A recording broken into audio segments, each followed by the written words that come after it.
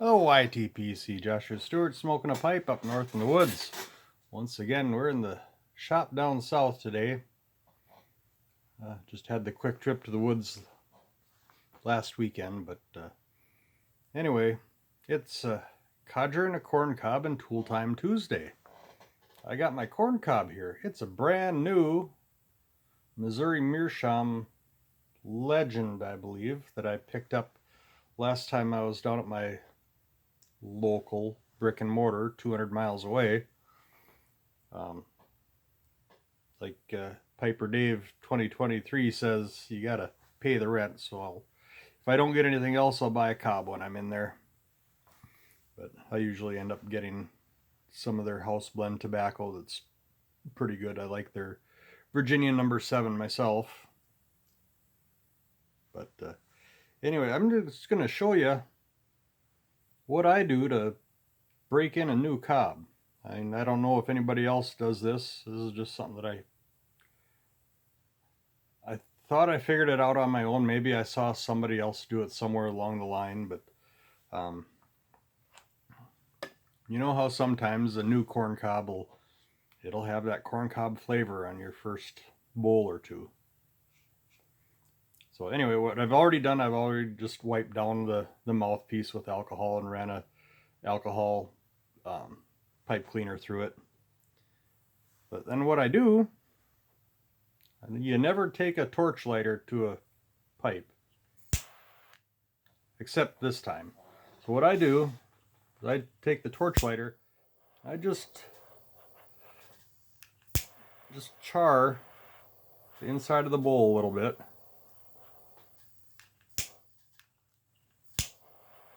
My torch lighter is probably not going to work. Just put a little bit of a char in there.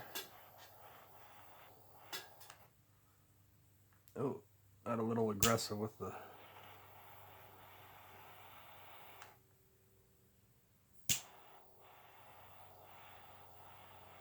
Yeah, it takes a little bit, but... burning a little bit of that varnish on the rim, it looks like, too, but oh well.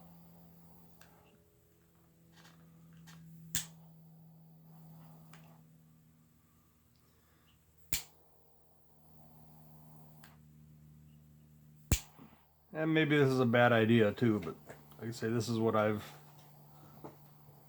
found works for me.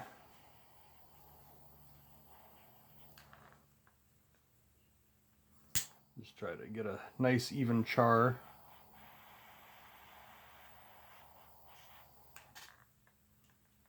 And it doesn't have to be 100% covered, and just in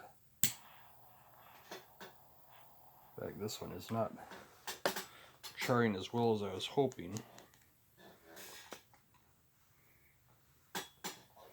And the room is starting to smell a little bit like burnt corn cob. Imagine that.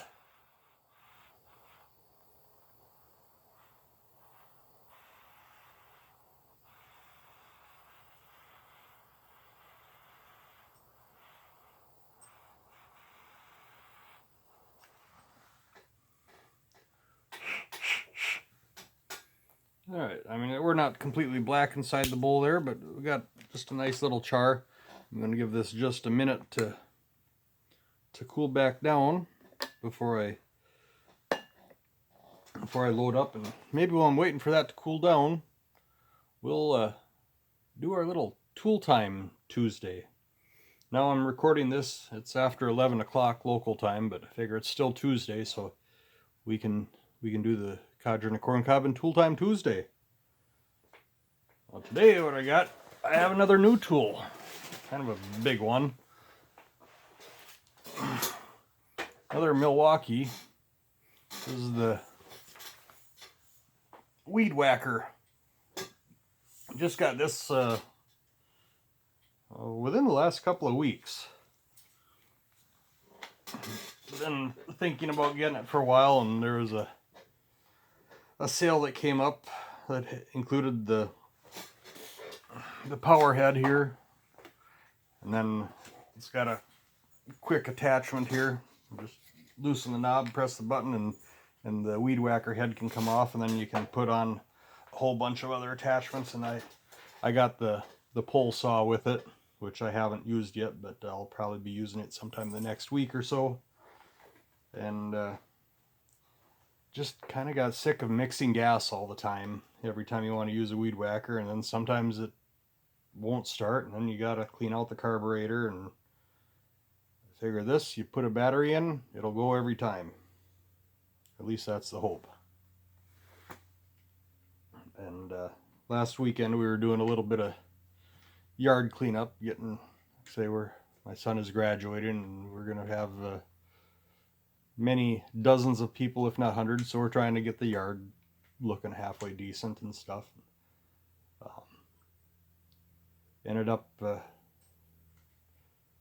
asking my wife to run the weed whacker a little bit, which she normally doesn't like to do that kind of stuff and grumbles and complains, but so I gave it to her, showed her how to use it, which is basically press the safety button and pull the trigger, and away you go. And she went at it, did her thing, 5-10 minutes, about all she needed to do. She comes back and, that's a nifty little tool. So even the wife likes it. So maybe she's going to be the official weed whacker person now. But, so anyway, just show that off for the Tool Time Tuesday. Oh.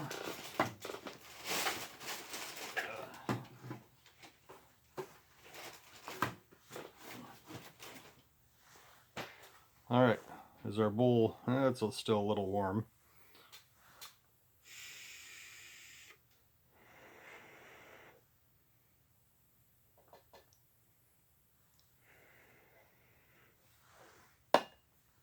And maybe this whole break-in thing that I do is a bad idea, but like I say, I found myself doing that a while ago because it seemed like that first smoke was always just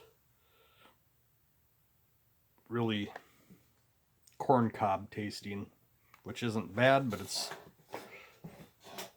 overpowers the tobacco, it seems like. So anyway, my codger, Borkum Riff Original. This is actually my first time trying it. I haven't even unsealed this package yet, but we'll go ahead and read the description in the pouch here. Borkum Riff Original Recipe consists of 60% black Cavendish tobaccos, carefully mixed with 40% Virginia. Flavor: chocolate, prune, and fruity notes. Discover the glow of original mixture since 1982. This isn't as old as I thought it was. I thought this came out like in the 60s or 70s, but since 1982. And I've told the story before of how I remembered my dad having a Borkum Riff pouch in his pocket a lot of times. But that was the bourbon whiskey, I believe.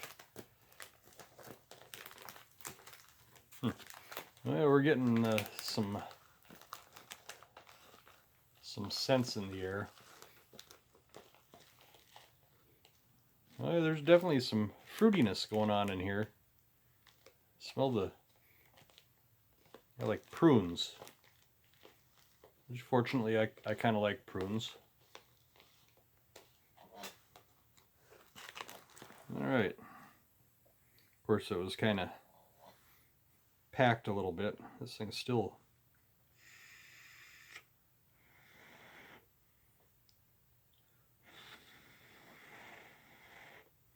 a little warmer than I would like, but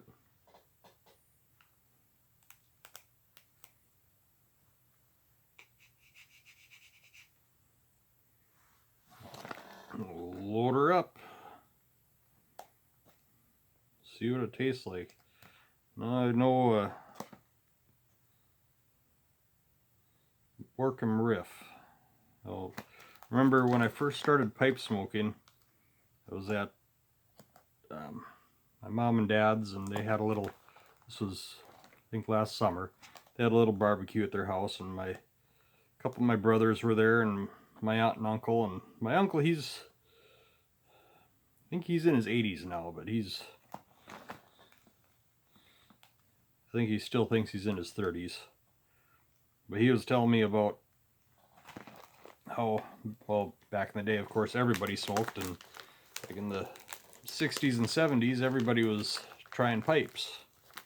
And he did too, and he remembers he tried the Borkum Riff, and he said it bit his tongue something fierce, and he did a couple of bowls and said heck with that and went back to his menthol cigarettes. And the Borkum Riff, I was talking with one of my guys at work. He said, "Oh, Borkum Riff, yeah, that's what my my uncle smoked." So, all right, well, we'll light it up and see what we get. Just had a text come across the phone from my youngest daughter. Last day of school for the year tomorrow, and my oldest daughter and my son are home. They must be making a little bit of racket in the living room, so she sent a group text to shut up. She's trying to go to sleep, which I guess I don't blame her. I mean, she takes her schoolwork pretty seriously, and she wants to get a good night's rest before her last day of school. I'm getting, even without lighting, I'm getting a little bit of the pruny, fruity going on here. All right, let's light it up and see what we think.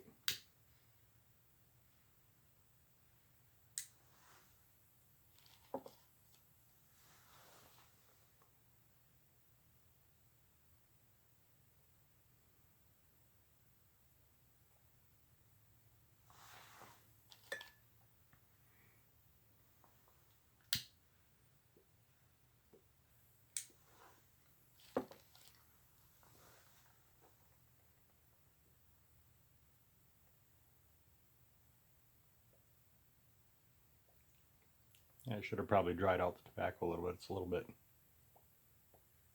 bit on the moist side.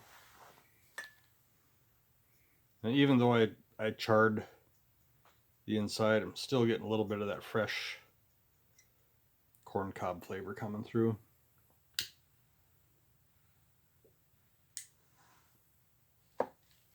Ooh. Yeah, definitely got to be careful not to let it bite you.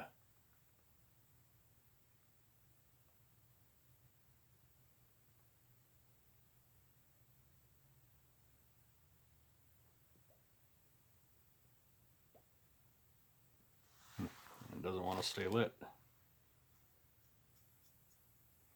So I might not be able to give a very good review here. Well, it wouldn't even be a review. It'd be just more of a first impression. I gotta be careful for that bite. The tendency is to want to puff hard to keep it lit, but you do that, it's gonna get you.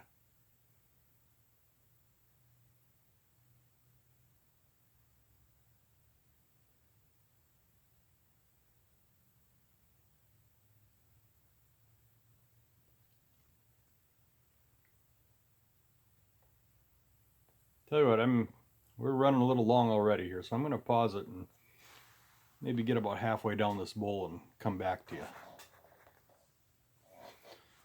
All right, been about probably a good 10, maybe 15 minutes. I've had the video off.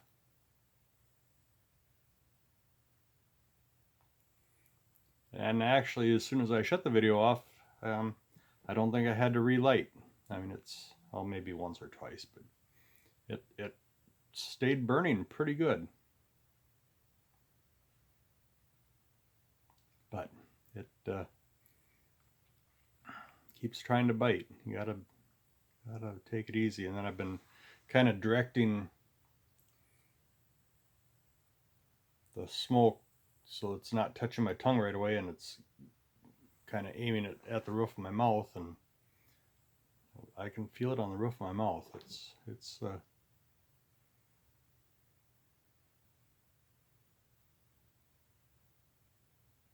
trying to get me. And to be fair to the blend, I'm not getting a lot of flavors out of it.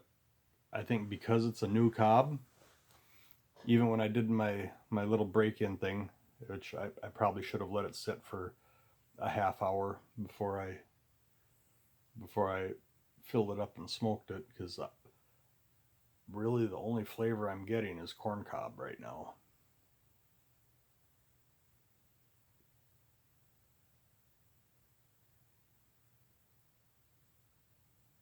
Not getting a whole lot else, but like I say, that's not the blend's fault, that's my fault.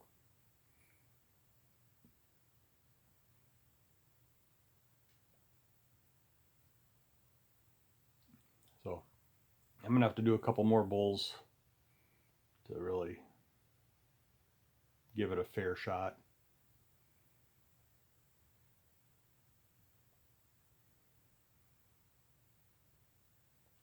Otherwise, I mean, I'm not really getting much for noticeable smoke flavors. It's really kind of, I hate to use the word bland, but I'm not really getting a whole lot of anything. Unless it's just that fresh corn cob is overpowering everything.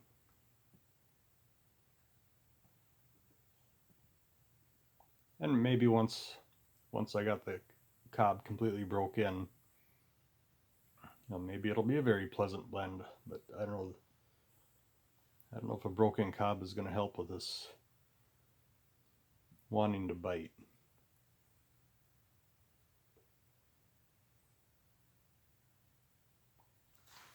Okay, now this is the first relight I've had to do in a while, but I'm getting down there too.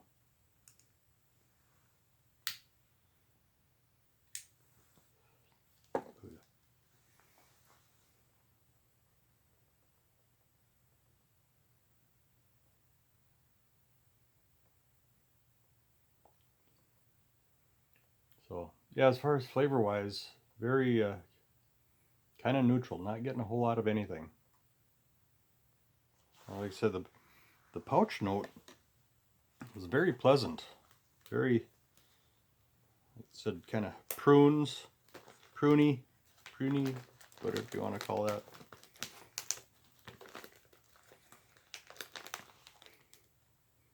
Yeah, kind of fruity. See, other than the prunes, I can't really. There's more there, but I don't have a refined enough nose to tell you what all it is. But very pleasant bag note, tin note, whatever you want to call it. But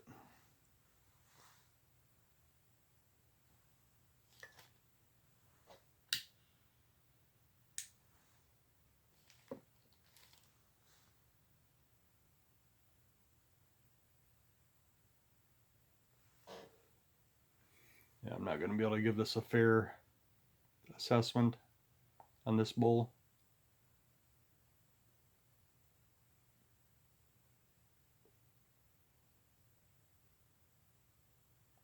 Now, with what I'm getting out of it, normally I would probably just pass on it for maybe several weeks, but I'll probably try to make a point to have another bowl or two this week, and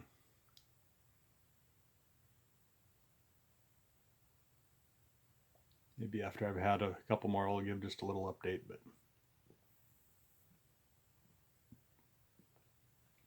we're running plenty long right now, about double what I like to, but well, that's what it is.